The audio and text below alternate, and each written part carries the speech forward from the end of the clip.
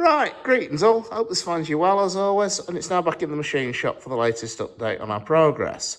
Right, well, first up, a while ago, you may remember I asked about, because I'm generally a cheeky git, and if you don't ask, you don't get, I made some noises about donations if anyone has any kit they don't want.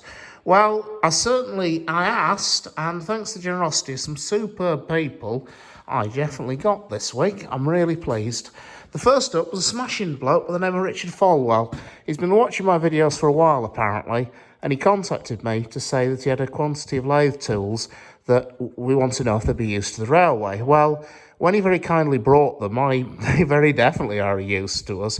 First up, there's this fine selection of turning tools, a couple of boring bars, and a selection of knife tools. And then he also brought in that bundle a very nice knurling tool and a couple of parting blades as well. So those are smashing. They're spot on. There's also very kindly this lathe set life centre here. And then he also donated this absolutely lovely, and it is lovely, tube mic. They're very handy things, them, and I can certainly think it's going to be very handy for doing axle box crowns. And then last and by certainly no means least, he donated this fantastic selection of lathe tool inserts, which are the really expensive bit of this game. So that's very much appreciated, Richard. Thank you very much indeed. The second was I was contacted by a gentleman called Terry. Now, Terry's first of all a smashing bloke, because I've had the pleasure of meeting him, and he's also an old railway craftsman of the old school, having started his British Railways apprenticeship at Gorton Works in 1957. Anyhow, him and his friend Dave showed up during the week, and Terry had mentioned he might have some micrometers that I might be interested in. And when he turned up, he brought me some micrometers, but it wasn't just the two I'm pointing this camera at. Oh no, he also brought us this absolutely fantastic selection of outside micrometers. It's all lovely gear, it's all either Starrett or Moore and Wright. They're all in lovely condition. Today, me and Mark have spent a bit of time going through them. Mark's been learning how to calibrate micrometers and also about how they work, what they do, and so on. And every last one of them's calibrated absolutely lovely. He's also very kindly donated this pair of sets of internal mics as well. There's one there, and there's another set there.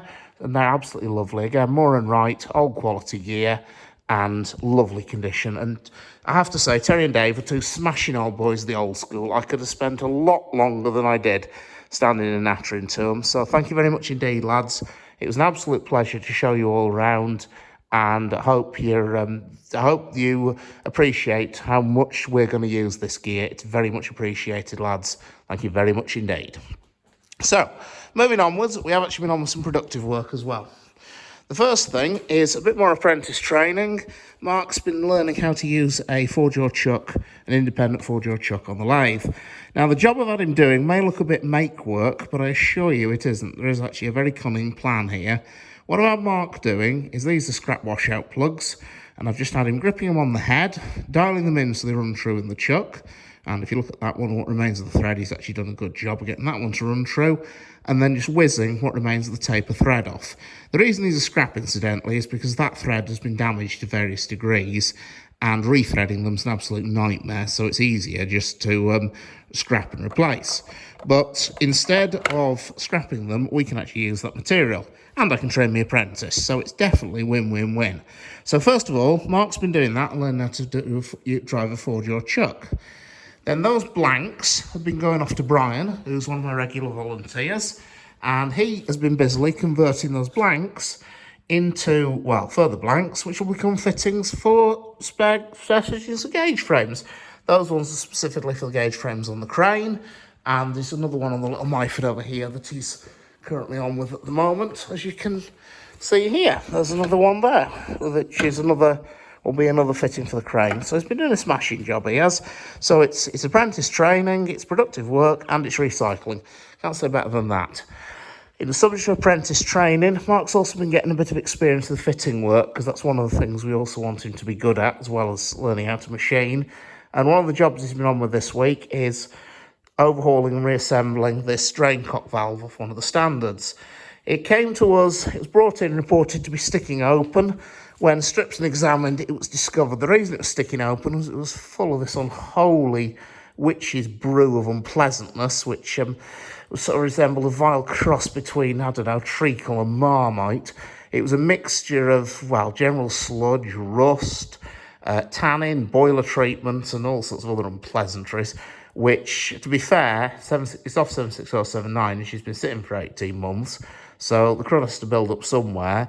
But, yeah, it wasn't very nice. Anyway, we stripped it. Mark put it all through the Bosch tank. Then he's cleaned it all up with a wire brush. He's done a lovely job of that. Got all the muck and scale off it. And then I've gone through it with him. He's learned what to look for, like areas here where cracking can form, examination of the threads, checking for any defects, repairing any that appear. And then he's also relapped the seat inside the valve here. So he's learned how to do that. And then he finally reassembled it all with grease and foliac on all the fittings and put it back together. And so now that's ready to go back into use. It'll probably in the first instance actually go to the stores as a spare, but it's ready to go back into use. So smashing there. He's going to be busy next week as well. Well, he's going to be busy every bleeding day if I've got anything to do with it. But he's going to be busy next week because we've also got some valves off Repton's manifold which want exactly the same treatment. So there's 3 boxes there with the valves worth of bits in a piece, and they've been stripped down, and starting tomorrow, Mark will be going through those, cleaning them up, overhauling, reassembling, repairing where required, and then they can go back onto the manifold, and that's another bit of Repton back together. Another quick job that's come in is a request for 2 custom bolts for the Q6, which I've made a start of in the Harrison. I haven't got quite as far as I want, mainly because I've been running around like a demented paper hanger for the last couple of days, but you can't have everything. Anyway, what we've got is 2 bolts at the buffer beam. They're going to be dome-headed bolts, and so I'm doing my usual trick of getting 2 bolts out of 1 billet. There's 1 bolt shank there, which has been turned to size. Half of this green chunk of metal here will become the head for that. And then the other bolt shank is currently rough turned to size and held in the lathe chuck. Once that has been threaded, I'll flip it over, grip it on here, skim the other end to finish size, thread it, split it in the bandsaw and finish the heads. And then we'll have 2 bolts ready to go. We've also had a little unusual private job request in that young Thomas Goulding came in a bit of distress, clutching the bolt of his mum's back gate and saying, could we repair it? And so this lunchtime, I put down my sandwiches and set 2 with that. And so we got that sorted in double quick time. And young Tom's gone off clutching it, looking very pleased with himself. So just another bit of slightly more non-railway work, shall we say. And then finally, another little bit of progress update, which is this little shaper here, which you may remember I pointed a camera at a while ago and said how wonderful it was going to be. Well, it's currently doing sterling service as a coat rack rather than as a machine tool.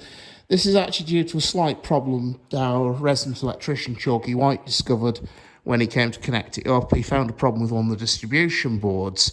Well, that distribution board on Tuesday, Chalky White, accompanied by Luke, the Rowers electrician, and Rowley, who's one of Chalky's regular volunteers, appeared. They've taken the old distribution board out, replaced it entirely with a new unit.